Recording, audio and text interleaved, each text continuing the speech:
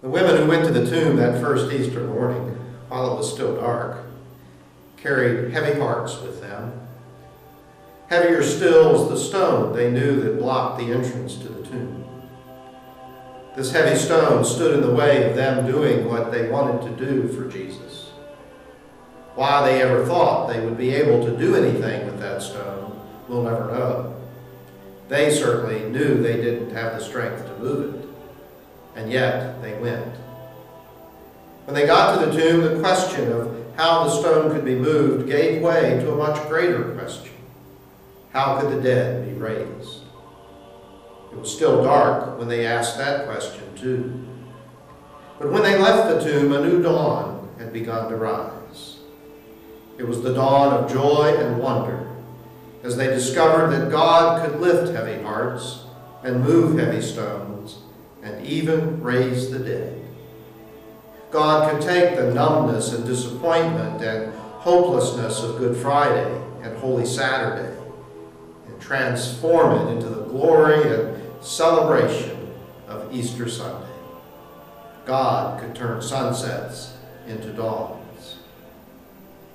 Most of us, I suspect, think of day ending with night. When darkness falls, we say that the day is almost over. And yet we know that the Sabbath began at sundown. The night was first, then came the light of day.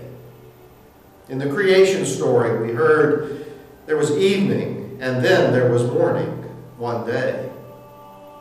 God's day, it seems, always ends with light, not darkness. Darkness never has the last word. Even when the night is so dark we think the light will never come, the resurrection reminds us that it will. Jesus' resurrection reversed the whole view of how things were. No longer day to night, but night to day.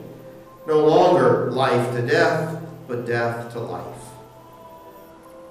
There are a lot of community parks across our land, places where children play in the grass and adults enjoy the beauty of creation. Some of these are places that at one time were landfills, trash dumps, where the refuse of our world was buried. What a transformation that out of the ugliness and smell of all of that comes such beauty and joy. The same is true for places like Mount St. Helens. When volcanoes erupt, they devastate the land for miles around. Looking at the aftermath, one would hardly think that anything could grow there again. And yet, out of the very ashes of that devastation, new life does grow again and becomes more beautiful than ever before. We know that the resurrection of our Lord doesn't remove the struggles of our lives. The trash of the world still piles up, and the ashes of destruction still spew forth from those deep places. But what the resurrection does do is renew in us a life which says that morning, not evening, light, not darkness, joy, not sadness, and life, not death, will have the final word.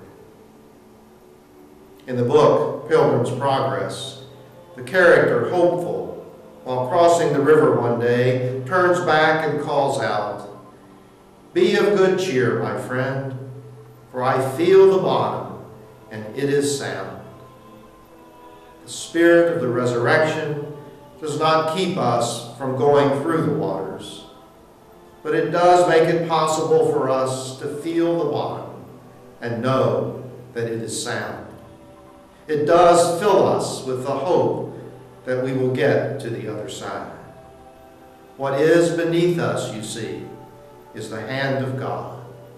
That hand of love and power that can remove the heaviest of stones and lift the heaviest of hearts and pull us up, even from the grave.